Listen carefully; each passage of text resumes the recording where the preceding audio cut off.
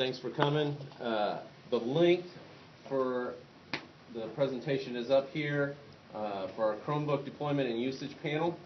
We'll each introduce ourselves. My name is Kurt Dennis. I'm the Director of Technology at West Jefferson out in Madison County.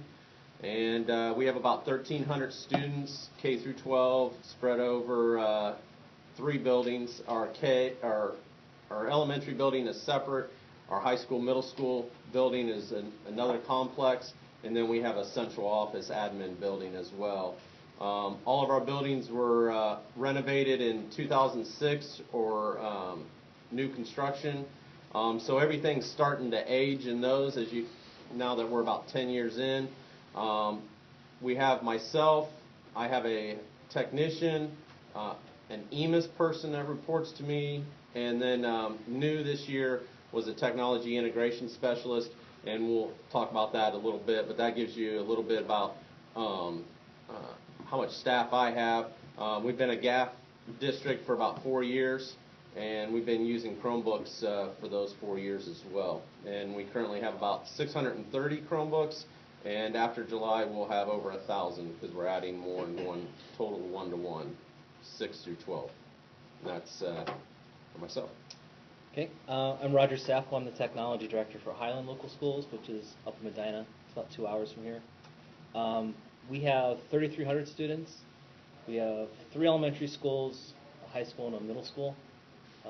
It's quite spread out. Our buildings are about 12 miles apart, so that in itself is a challenge.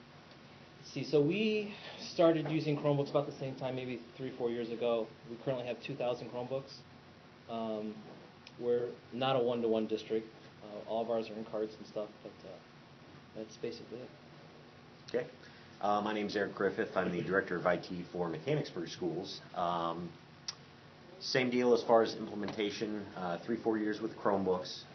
We're 5, I think going on 6 years for Google Apps implementation, coming over from Exchange. So we have about 1,000 students, just under 1,000 students on one big campus. So pre-K-12. It's a rural community with, we're big in football. I don't know if you've heard, Mechanicsburg does fairly well in that. I'm not into sports, but I'm told we do well in football. Yeah, lots of community pride and support as well with our one-to-one and everything else that we do. We started our one-to-one in 2014, yeah, and so starting next year we'll be one-to-one in grades 6, 7, 8, 9, and 10, and that'll put us at about 800 Chrome devices. So it's up there for us. I just hired last night a assistant technology director, Corey Blansett, and so we'll have 2 full-time staff members in the technology department. Okay. I'll talk about our journey a little bit on the one-to-one. We've been a CART model for a while, and in the presentation on the next couple links, on mine, I've got within that Google shortened URL, there's a link to the carts that we were using, and then Eric's got some links to his resources as well. So you can check that off the main shortened URL there. Our carts, I'd highly recommend if you're just still in the cart model, looking at the top loading carts. Our teachers, we switched from the side loading Spectrum carts to the top loading ones, and that really helped with the teachers wanting to get the carts and start using them. As we have been moving one-to-one, though, our biggest thing that we've done, and I can't stress this enough, is having somebody to help with that technology integration piece. We added a technology integration specialist this past year, and she's worked with the staff and the students on really getting that professional development and integrating those Chromebooks into the instruction piece. We didn't want our one-to-one to just be tools handed out, and without that, that's what it would have been. Because I just don't have the time to do, and just like you guys know, the time to do the professional development and work on the back end stuff. So her position was probably one of the keys for us. We also, oh, go ahead. I just want to say, we used to have a technology integration person. She became our curriculum director, and that really has left a giant hole. It's one of the things I keep trying to get replaced, but of course, we don't have any money. So, I can't agree with you more. That's a very important part to have, and we miss it a lot that we don't have one now. Yeah. Matter of fact, our teachers have said that's probably the best hire that we've had ever at Jefferson Local Schools, and so I'm proud to champion that, and we found somebody internally that was a fifth grade teacher that had a master's in technology integration, so we were pretty lucky with that. She's been wonderful, and it's been nice to see that transition over the year, and to see the things that are going to come next year, because we've learned some things this first year that we want to do a little bit different with that position. Just to stop you for a second, Kurt, if you guys have any questions, feel free to ask them at any time. Being that this presentation is recorded, we're going to throw the link up here, and you can rewatch it later. Most likely we'll take your question and repeat it so that the microphone up here can pick us up. But again, at any time, feel free to ask a question. I actually have one for you. Yeah. Okay, on your technology integration specialist, what's the schedule for that person look like on a daily basis? On a daily basis, it varies. We set her up, her calendar, so that it's shared with myself, so that I can see what she's doing on a daily basis. But at the beginning of the year, she set out and made herself well known at the different building meetings on that first teacher work day that we have, and so that teachers could start asking her for help, and then she would communicate with them on setting up times to come into their classroom during their planning time. She set up before and after school meetings. She does, if she does have, we were worried if her schedule wasn't going to be full enough, but it ended up being so full that she has to actually carve out time to research different apps or different topics that teachers want help on, so that she can come in and help that teacher and be prepared. So she's actually had to carve out little bits of time, and she even had to put her lunch in there, otherwise she wasn't getting lunch. So that was, we were worried about that filling in, and it miraculously just kind of did itself on its own. She's worked on doing newsletters, which have been nice for the staff, on little tidbits. If anybody's interested in some of those, I can send me an email and I can share those out to you. She's done a good job with those, as well as adding resources onto our website for the staff. So. You mentioned top-loading carts. Yes. Why did you switch? Because the side-loading carts, the cable management's a pain. The teachers, having to bend down to get into the bottom slots and all that. Getting them to slide in and getting the cable to plug in on the different Chromebooks, depending on how they plug in, can be a problem. With the top-loading carts, the cable management's real easy, because the trays lift out, all the cables are in the bottom, you plug them in, boom, boom, boom, run the cable up through, and there's like a rubber grommet, fits through, it won't slide back down in, and then you put the trays back in, and the Chromebooks just sit, and you're just doing one of these things, plug, slide, plug, and the teachers and the staff, or teachers and the students, all love them. They're also a smaller footprint and easier to manipulate the cart if you have to move it from classroom to classroom. So now that we're getting rid. Any brand you like? Yeah, the Datamation carts have been really good. They're they're right around $1,200 or less. The more you buy, the cheaper the price goes down, obviously. We get those through X-Tech, no shipping, so depending on where you're located, there may be shipping charges from them. But those are the carts that we really liked.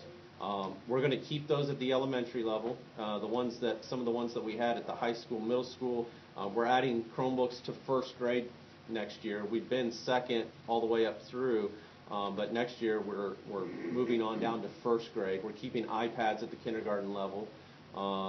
But we're going to move some of those top-loading carts that we had over at the high school, middle school, over to the first grade to use as well.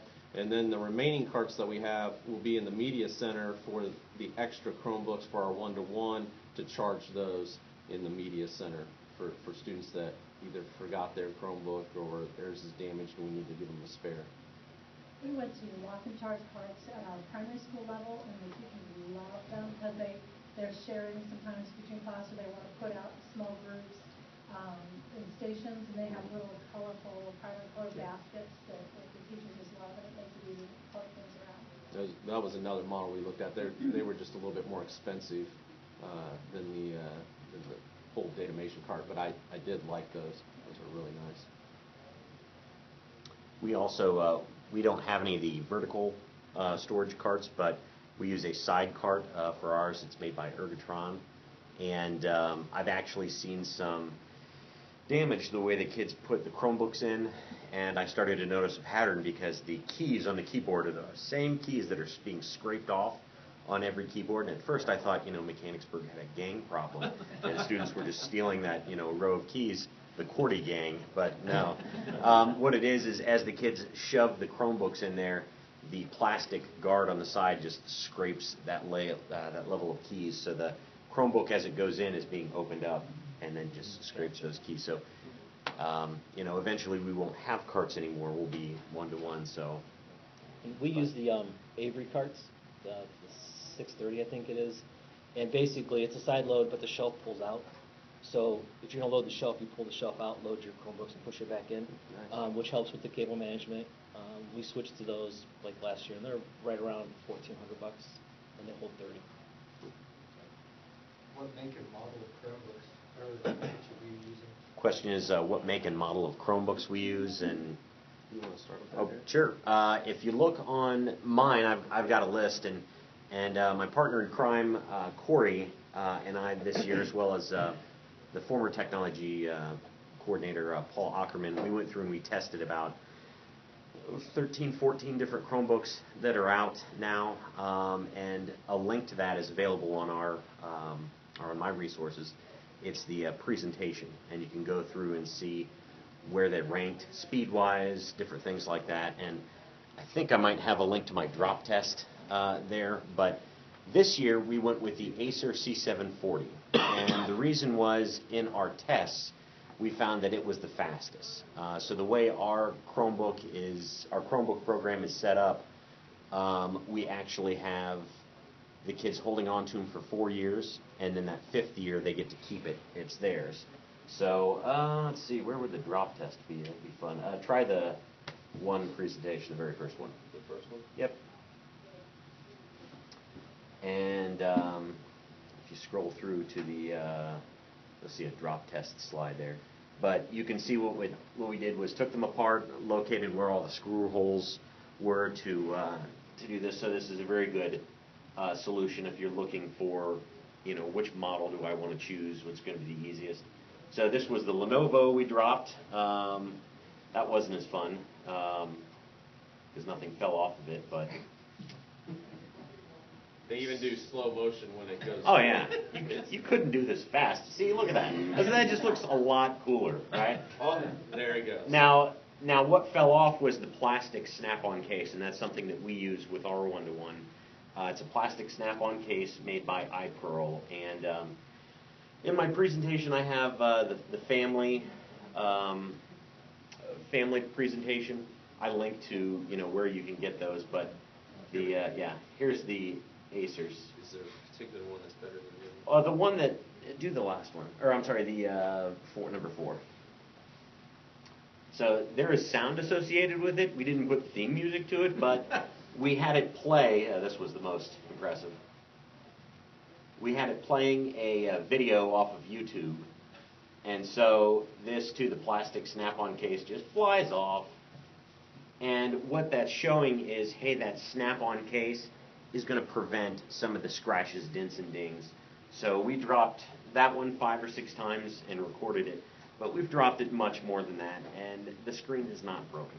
And I know Acer in the past has sort of been known for less than quality equipment, but to be honest, it ran the fastest bench test we've seen.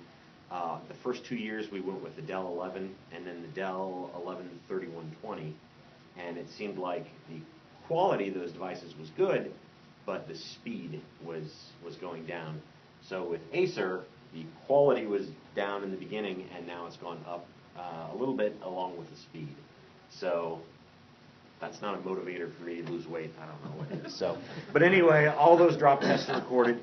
The nice thing about the Acer is once it did hit the ground, the bezel, the plastic bezel, would pop off, you know, or pop open. It's very easy to snap. You could easily tell that it was dropped because of the edges, but I was impressed. So I pulled the trigger and bought 250 of them this year. So it's the Acer C740 with 4 gig of RAM. So 11-inch? 11-inch, yep. So we started with the Samsung silver ones way back when we first started because they were really the only ones that fit some of the parameters we were looking for, thin and such. Then we switched to the Lenovo X1130. It was a disaster. The hinges break, the screens break, the keys pop off. So we then switched to the Acer, the 720 model. Stuck with that through all the couple years they had them out, and now we switched to the 740. So we're also doing Acer. We have really no issues with the Acer 720s as far as screen breaks. We've had a couple, but normally it's because the kids are running down the hallway with them on their head, and they fall down and break. But like he said, the bezel pops right off. There's like 1 or 2 screws and a cable pop it off. Slap the new screen in. We can get a screen for like $27. Slap that in, snap it back together, and it's back in service. So the 720s, the 740s are really good for us. You know, I didn't mention the first 2 years with our Dells, the very first Dell 11, the screws were falling out of the bottom of them. So not good. We came up with a solution to fix that with some Loctite and a little repair circle. The next year with 3120s, we had probably a 15 or 16% battery failure in the first 3 months, where it just wouldn't charge anymore. So even though I like Dell, I like the customer service and the support that I get with them, I think this year Acer is probably just going to last longer for us. And with the IBM ones, what happens is it's supposed to be a 150-degree hinge, right? But the kids like to go like 180. So they're just pressed into a plastic housing, and that snaps and comes off. So we drill straight through the Chromebook and put bolts in them, and it fixes the hinges, and then we put them back in service. We've done probably 100 of those. It's quite a pain, but puts them back in service. And besides the hinges, they're still working fine. Now, for us, we started with the Acers. We started with the 710s, which were the old ones with the removable battery and everything. We've just taken those out of service. Then we went to the 720s and the 740s. And we threw in some ASUS C200s in there. But this summer, we're purchasing the ASUS C202. That's the ruggedized ASUS model. ASUS has brought their support back here into the United States. You can also get certified to do your own repairs, and they'll send you the part and you can do it. One of the things that, besides, I love Eric's drop test, but one of the things that we do is when I ask for a demo model, I ask, can I tear it apart? Because to me, because we do all our repairs in-house, it has to be easy to repair to make it quick and get it back into service. So every model that we demoed, and we brought like 10 of them or so in to look at, the ASUS model is one of the easiest ones to repair, and it's rugged. It's just a little bit slower on the benchmark than the C740, which we have that we liked. So the ease of repair kind of put it to the top of the list for us. You can repair the keyboard, the trackpad. When you take off the screws on the back on most Chromebooks, the bottom then comes off, and then you have to take apart all the other pieces. Well, on this, the keyboard lifts off, and you're right there to replace the keyboard or the trackpad, or any of the internal parts there is easily reached then. The power plug is a card that plugs into the logic board, so you don't if somebody breaks off, one of the students breaks off their charger into the power plug, or they break it by not putting it in properly, that can be replaced separately. The screen, you don't have to take apart anything on the bottom like you do with the Acer models.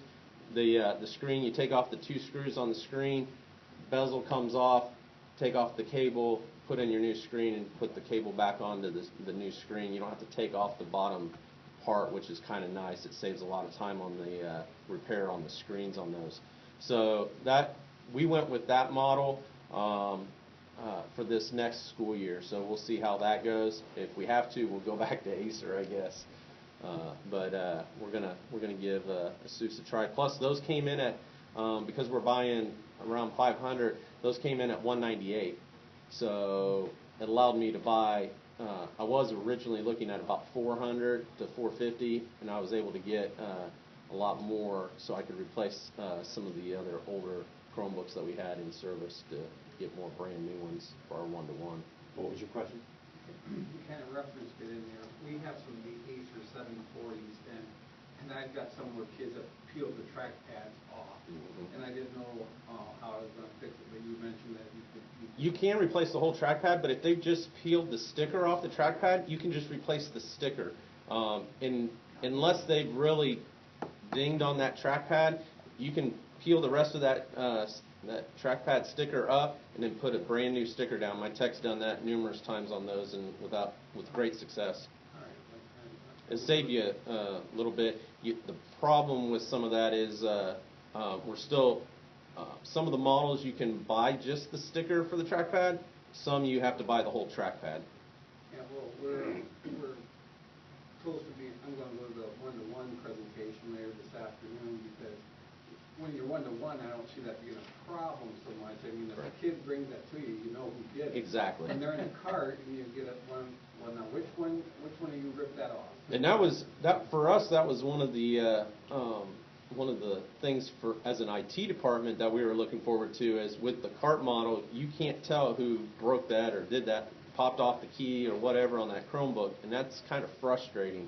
We're hoping to not have those issues with our one-to-one.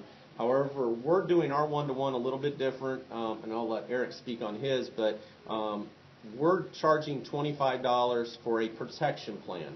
There's no fee because then free and reduced students don't have to pay that fee, and we're about 46% free and reduced.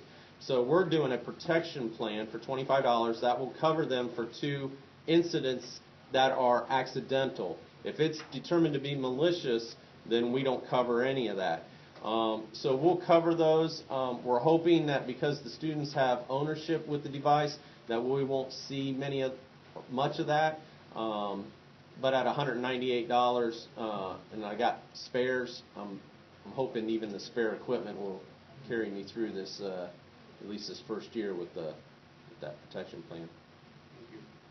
So to dovetail into that question, for those of you who are doing a one-to-one program, how are you tracking inventory management for which devices are assigned to which kids at what points in time?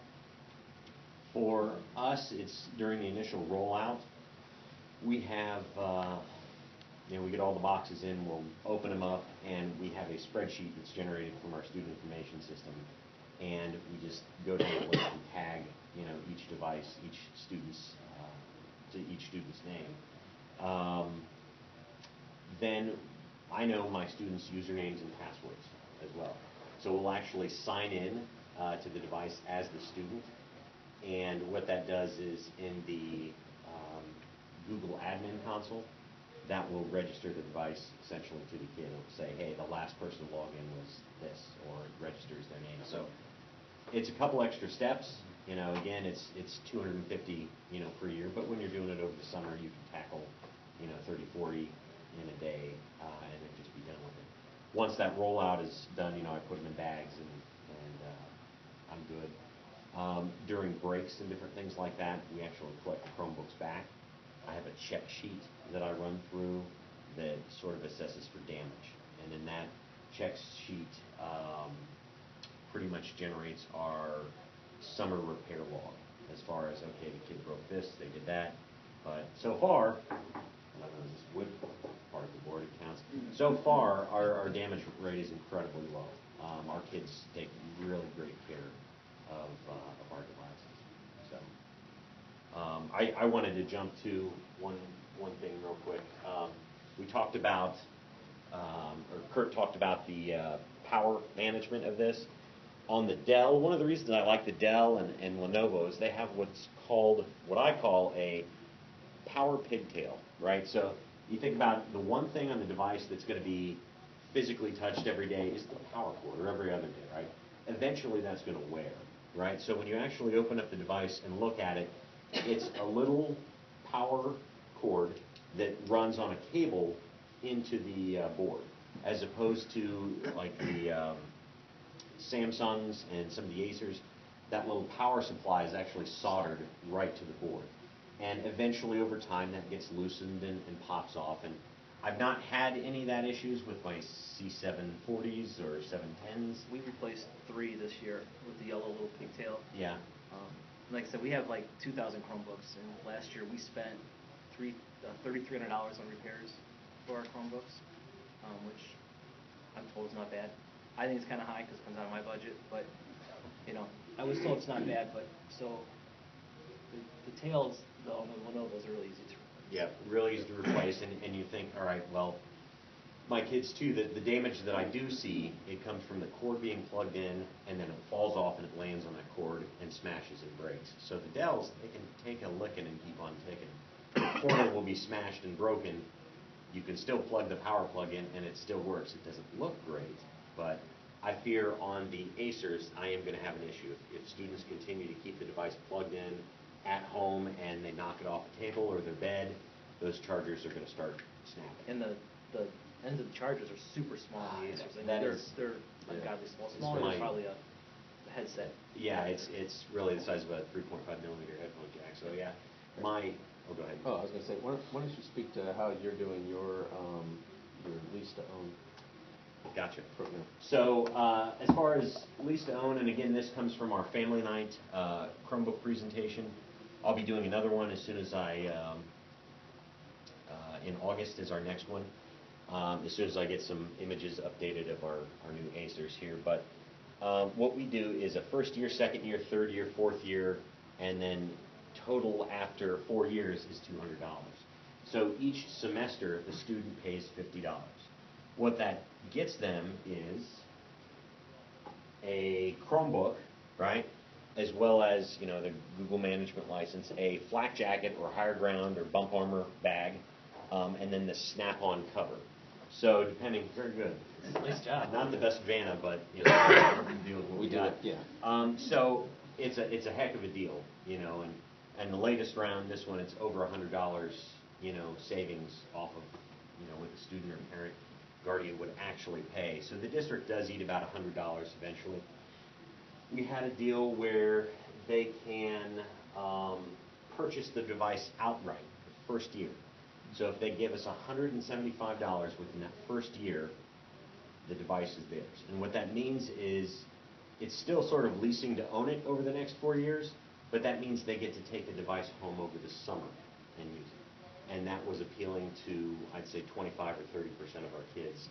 The parents just wanted to write a check and be done with it. And so that by saving them $25, they took advantage of that. After 4 years, the students get to keep the device, and that's because the fifth year, hopefully, it's still running and working. They're more than welcome to use it in the district, but that very next year, if they're still in the district, it starts that one-to-one program up again, and they pay for that fee. Again, that we haven't gone through a full cycle yet, but we just did implement our 10th graders this year, so they only pay $150. Our treasurer said he wanted to just stick with the $50 per semester deal, so they're going to get even less, or they have to pay for even less, and then that last year they get to take it with them on to college. So it could be a great secondary device. So the other thing that's unique to our program is let's see, the online training and the badging. So those snap-on cases, and unfortunately, I'd see in my bag I've got a snap-on case. But does anybody else have a snap-on case? I see one right there. It's primarily made from a company called iPearl, and there's a link to them in this description. You can get them for about $14 or $15 if you buy them in bulk. And what we do is we allow the students to choose whatever color they want. And it probably shows up better in one of the Family Night presentations, the early one I did. We allow the students, before they leave, to actually fill out a Google form and choose whatever color they want. So you're thinking, God, what a pain in the butt, right? You know, each kid gets to choose their own color, and now I have to, there we go, gets to choose their own color, and now I got to, you know, it's just one more process in that snap-on, you know, or getting them ready, right? Well, it's not even that easy. Not only do I make them choose a color, right, but I also custom make a insert that goes in between the Chromebook and that snap-on case. It has their name on it, the school logo. So again, even more work. But why do I do this? Because the very first year I did this, I had about 1% damage rate out of 250 Chromebooks. 1% damage. So because the kids got to choose their device and take ownership in their device, they actually treated it with respect and care, right? The next year wasn't that the same. I had maybe 2 or 3% damage. I haven't completed the numbers yet, but still pretty good for a one-to-one. So in doing this, I thought, well, I can take this to the next step. What I want to do is I want to have the kids gain mastery of their Chromebook. Most of you, I don't know if you've seen this now up in the corner, there's a thing Google recently acquired, a company called Synergize, and I've been paying for them the last couple of years, and what it is it's an online training solution for the Chromebook. So when I purchased it, you can actually upload your own videos and link to assessments and different things like that. So that's built into our training solution. Once those kids pass those assessments, they get little individually designed badges, right? So those badges are stickers that go on that white sheet of paper in between the case and that. So it's sort of like Boy Scouts, right? They get Boy Scouts and Girl Scouts, right? They earn badges. So they earn enough badges, and then they get a blank sheet of paper, and they get to design whatever they want on there. And so it's been really popular. You know, kids tend to take better care of their device because they got to customize it. So I'm also, you know, silently teaching responsibility, you know, there too. So it's kind of nice. It's a good solution. I'm pretty proud of that. So.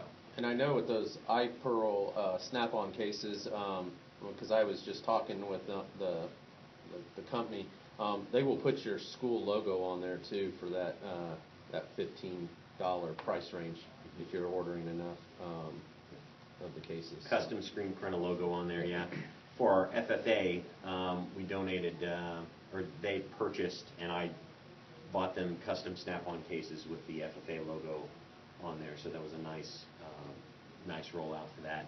And again, you can continue to do that, but I found when you brand things, the kids don't take ownership, you know, of it. So the first year, the first rollout we did, the snap-on cases kind of came back junky because it had the school logo on it, and they thought, no, that's the school's stuff.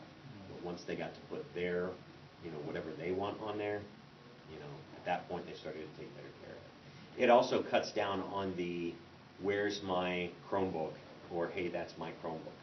So, you know, it reminds me back in the day, I'm told, when everybody had the same car, the Model A, right? You can have any color as long as it's black, right? Well, you know, with our Chromebooks, now we've differentiated the color, you know, so that creates individual ownership. And so I started to think like a kid when we first rolled these out, and I thought, what are they going to want to do? And so one of the very first questions they asked me is, can I switch my tops and my bottoms? Because that's what they wanted to do, is even more customization, mix and match. And I flipped to the next side and I said, yes, you can have switching bottoms and tops as long as it's consensual. And I probably should not have used that word when I related this to parents and sixth graders. So I said, meaning both parties agree upon it. And they're going, what? All right, as long as you both are okay with the switching, then that's fine. So, you know, terminology is an issue here for me. So, That's yeah. all the English teacher.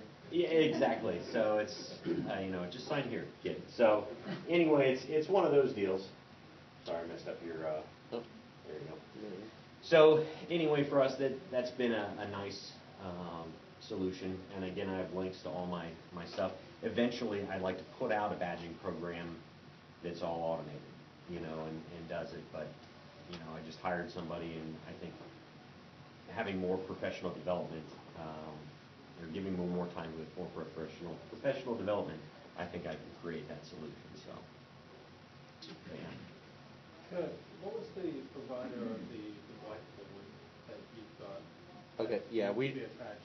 Yeah, you can buy that separately. We are not purchasing those, but that was from a company called CDI, with the NL6 model comes with it attached. There's a whiteboard attached to it. You can buy that separately. I think they call it the X panel. X-Tech partners here in Columbus can get those, or you can order directly from the company, I believe, too. But it's like a whiteboard, and it sticks on the front of your Chromebook, turns it into a whiteboard, but it reinforces that screen. If we notice a bunch of breakage, then we're going to start adding those probably next year if we have a bunch of broken screens with our one-to-one. But we decide those are about $10. But the iPearl cases or snap-ons are another option to go. So we're looking at both of those as options. One of the other things that we set up is, and we stole this from Hilliard City Schools. I'll give them credit, and Rich Bettner. But that we call it the Genius Bar, and it's student run. We pick students that were going into the 8th grade, 9th, 10th, and 11th next year to help out in the Genius Bar, and they will be helping students with Chromebook issues, staff, if staff have questions. We found that students love helping staff. They love showing the teachers something new. And so they're all excited about manning this Genius Bar. My tech is training them on how to do repairs, and he will be there, especially at the beginning, to monitor all that. But then as they learn, especially with these ASUS models, there's not much to it to do the different repairs. So we're hoping that goes well, but that's something that's going to relieve, over time, it's going to relieve him of some of those daily repairs if those are occurring. Because we still have the elementary, the carts that we're still going to have to deal with there. So with even though Chromebooks and Google Apps for Education is all overall easy, there's still work to be done. And so when you got 1,300 students and 1,000 Chromebooks plus teacher PCs plus teacher Chromebooks plus all the other stuff, we all know that every little bit that you can save will help. So we got students involved. These were all picked by their teachers and fellow students that recommended them as the Chromebook experts. So we're hoping that yields great rewards this next school year. And Mechanicsburg also has a plan to do that. We're waiting for the maturity level of the kids to, come up a little bit. So I figure after 2 more years with students, effectively using Chromebooks, I'll have, a mature crop of students that will want to be part of I'm not going to call it a Genius Bar. I don't know. I'm afraid, Apple's going to kick down my door and say, "What'd you call it?" Nothing. Smart Kid Bar. So something like that in our media center. Yeah. So, and you're right. It would only open up the door for my current assistant to be, turn into a network manager, and then all student repairs would be done there. So, yeah, we'll see. Are you doing anything? No, we do all of our repairs in the tech department. We have obviously a help desk, and we have a book your time, so we do it all through there. We don't have the students do it. Now, we do have a student worker program when we have 2 students who work for the tech department, but they're paid, and they work after school, but they do that kind of repair, but we don't have anything set up, system-wide for kids. One thing I'd like to add is for every subject, every grade level, it's tough to find something, hey, the Chromebook's great for this, it's great for that. Math has been one of the tough ones for me because that's where people with tablets are saying, well, the tablet's much better because you can write and show your work and do things like that. Okay, well, temporarily you've got me there. So I found, and I've been using this for a while, IPEVO. Has anybody heard of IPEVO before? They make low-cost document cameras, and so this is their latest document camera. It's called the IPEVO HD Ziggy, something like that. And so all it is a webcam on a plastic stick with a fairly heavy base, right? USB connection, right? And what I like about this is not only does it work in Mac or PC, it also works in your Chromebook. So we use a solution called Screencastify to record, through the Chromebook, and it'll also detect this document camera. So what I'm looking to do is have a classroom set of document cameras. These are under 99 bucks a piece, and the kids, that's how they may turn in their work. 1 or 2 assignments or 1 or 2 problems, a day. They'll plug this in and record, and that's how they'll turn their math problem in. So the teacher can see, okay, how exactly did they show their work, that kind of stuff. So I'm going to pilot that next year as well, and we'll see how that goes.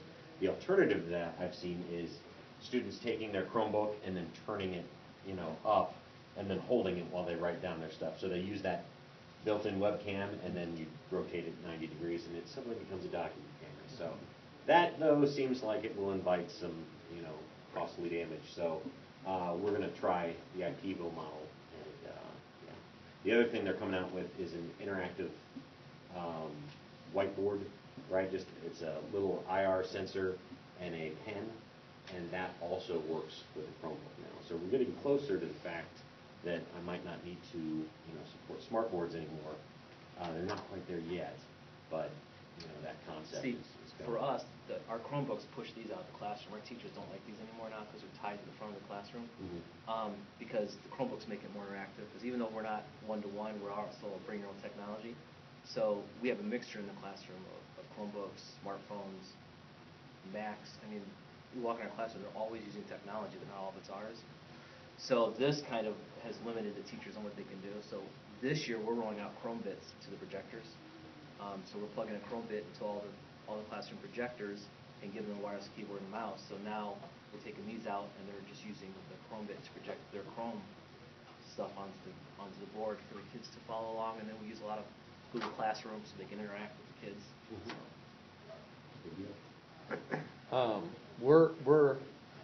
We've purchased a product called GoGuardian. Some of you probably heard of that. There's many different ones out there. I know Southwest uses Dino. Second Sight is another one that's up and coming securely. But we chose GoGuardian for the features that, because we wanted the filtering aspect as well, because when the kids go home, to us, filtering at home was important on a school-owned device. Everybody takes a different stance on that, but we wanted to filter on a school-owned device as well. And so GoGuardian allowed for a little bit more of that option as well, along with the so if a teacher wants to pull up somebody's screen, she can pull it up on her, or he can pull it up on their desktop and then project what that student's doing real time as well. So if you're doing class projects and you're wanting to show what that student's doing with their Chromebook, she can do that through the GoGuardian software that every teacher has. So that product, it's not cheap, but we felt it was worthwhile to kill 2 birds with 1 stone with that. So. Yeah, I too have used a handful of solutions. Securely was one of the ones I first started using, and one of the reasons why I stepped away from it was it didn't notify me immediately when something has happened. And I don't know if you guys get that about me, but I'm a little high maintenance in that area. I gotta, you gotta let me know right away. So where I've, proven that that's valuable is, I can't mention names, but let's just say, in theory, we had a student who was researching suicide or ways to hurt themselves, right? And they're searching that right on the Chromebook. I want to be notified right away if that happens. And that's something that GoGuardian can do in the form of an email. And then through Gmail, I can set up a filter that says, hey, if it contains this word, then shoot me a text right away. So I really like that about GoGuardian, the fact that they use that. You're right, it's costly. They rolled out a new solution, GoGuardian for Teachers, which is exactly as Kurt said. It monitors in real time what the students do. Not only is it monitoring, but it also allows for a timeline solution where the teacher can scroll back and say, well, it looks like you were on YouTube, and then you just keep switching back and forth between your Google Doc and YouTube, and Doc and YouTube, and you can immediately pull that up. And that's great evidence for the teacher in environments like parent-teacher conferences when they say, okay, let me show you what your student was doing in my class. They were on YouTube, and this and that and this and that. So, and we don't, we still, and this is a building thing. I don't get too involved with this, but it's important in my eyes for the teacher to still be around the room. That timeline is nice because the teacher can be walking around the room, and when they walk by and that student's minimizing something or switching tabs, they later can look and see if that stuff was going on. They don't have to see that happen. They don't have to be sitting at their desktop looking at that real time to see that stuff happen. And they can look at that history and not just have to come to me and say, hey, can you print off an internet history for this student? Our teachers are really good about moving around, interacting with students, helping students. And so when you're doing that, you can't see the whole room and be with everybody. So that's why that feature is really nice. And our teachers, when we trialed that, the teachers really responded well to that feature also. With that functionality, is there a policy exception so that when the food is taking it home after hours, that it's not tracking everything that they're doing, but filtering the school what? yes, for me, I have GoGuardian for Teachers set up so that it stops an hour after school, and that was to allow for the off chance that they're in detention, right? However, tracking from an administrative and principal perspective, our board, our families, and our administration felt that we're going to track if they're doing that on a device. We're going to track, but I can do that per OU as well. I can say I don't want to track this, or I do want to track that. The other thing is I can restrict their login as far as they can only log in through Gmail.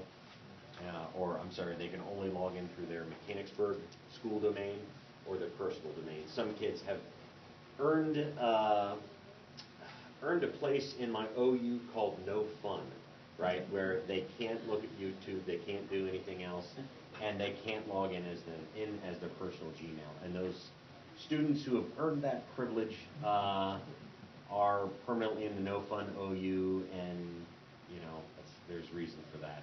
So. The GoGuardian also does, they have YouTube categories that you can filter the actual categories, which is kind of nice. But we, because we only allow them to use the Chromebook with their school Google account, we are filtering that. It's in the handbook in our student AUP that they sign off on, that they know that they're being filtered when they're using a school-owned device at all times. The teachers have, their stuff like his is set up to only work during the school hours. So. Because there's a lot of concerns around Camera access and remote access. And we addressed that as well because the tracking software that GoGuardian offers only is you have to contact GoGuardian and you say, I want to turn this on for this device only, and it even specifies on there that you're not turning it on for all your devices all the time. And then the webcams, we've told them that we can't remotely turn on their webcams, but we've also supplied if they want a piece of black tape to put over their camera as a safeguard, we're fine with doing that. Cover it up until you need it, then pull it off. But that is nice about the GoGuardian. The tracking software is only turned on when needed, and in our case, you have to have filed a police report. Yeah. So same with us. So. In fact, GoGuardian originally allowed you to turn on the webcam and what else? The tracking. And I don't want to sound like a creeper or anything, but I did like that feature because 9 times out of 10, it was a kid who took somebody else's Chromebook just to be a jerk about things. So if you actually reported the device lost or stolen within the software, you could see that the kid logged in with his username because you're recording the text. And then you could see that the face tracking was turned on. It's like, yeah, you took it, let's go. I have had issues where the police have come and asked me, can you verify this kid is in this house right now? So I turned that on. But GoGuardian recently, I'd say within the last 4, 5, 6 months, turned that feature off. And it was rumored that the reason they did that is they were sued for privacy. Yeah.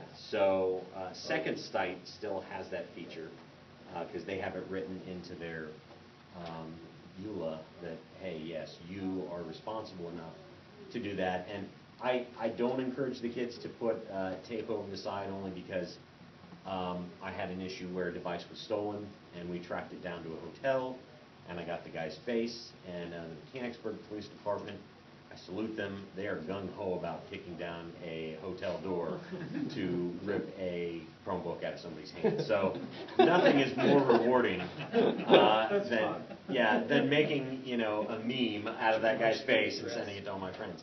So anyway, it shows off that yes, there's a potential savings here for the device, but in reality, the device is under $300. Yeah. It's lost or stolen. It's okay. more the privacy concern. It School is. districts have lost lawsuits worth hundreds of thousands of dollars because of privacy. Yeah. I mean, it started, I think, with the Lower Merion in Pennsylvania. Yeah. Because they remotely turned it on and were accessing and taking snapshots. Out in California, they had a big issue with that too, and I didn't want to go down that road at all. No, you don't. Okay. Thank you. We've got about 8 minutes left, and I see on our list we also had, we've talked about, third-party solutions like GoGuardian, Securely, CloudLock. I have 3 or 4 more that I'm just starting to use. Ipiro is one, and they've called me. They're based out of England, and it's really neat because they're claiming that they have a solution where they can remote into a Chromebook for support. So I really want to see this, and so we're supposed to do a demo of that next week. So Ipiro is one. I've used a lot of third-party solutions just to try and better it, but I ultimately stopped using them, with the exception of GoGuardian or something like that, because that's filtering, but just because it's not as useful for me. But the question that we all sat down and answered is, if we could do it all over again, what would we change? So I don't know if you had a second to think about that or not. Yeah, mine's pretty easy. Like I said before, it's the integration and the training. We do have a teacher. He teaches one computer class a day, and he works in the tech department the rest. But his job is more of a Google Classroom support thing, but he doesn't actually go to the classroom and do integration. We're trying to get to that point. That is a big problem for us. Is we've got 2,000 Chromebooks out there. We've got bring your own technology, and the teachers are still struggling on how exactly do I use this for the curriculum? How do I do it? And we're helping as much as we can, but we're not a curriculum department. So that's what I would do. If I would keep that position, I would make sure we have that. And I'd have to agree on the same way. I would have liked. I wish I could have hired Corey, day one, my assistant, and said, all right, we're going to do this together, but I'm going to handle the professional development side because that is my job to go around classroom to classroom and help integrate technology in there. The other thing I would also do is make sure that when I sign contracts with vendors that I'd add a little clause that says, by the way, if you drop a feature that I really use, you've just voided my contract and I don't want to use it anymore and you owe me the rest of the money from that. But I don't think that would hold up well in court. But anything vendor-wise, there's been a lot of third-party solutions that I've jumped on board with, and it just really wasn't working out. The sales folks have promised. I know you guys have never experienced this, but occasionally sales folks tend to brag about how great their solution is, and then fail to deliver because they may have promised something that doesn't actually exist. So I would have loved to, go back and say, no, let's really trial your software before I pull the trigger on it. So that was that. The other thing, and I learned this from Brian Ditfield, who's at Indian Valley. He's been doing it in one-to-one for a while. It's Ohio Revised Code 3109.09, and I have that linked in my talking points. That pretty much says that when a student damages the device, their parent or guardian, if they're under the age of 18, regardless, they are responsible for the repair of the device. There's nothing we have to have them sign. It's an Ohio revised code that requires them to do it, and it deals with vandalism or damage of the device. So that's awesome. So I mentioned that day one for my students. However, what I say is, you know what, I have two kids.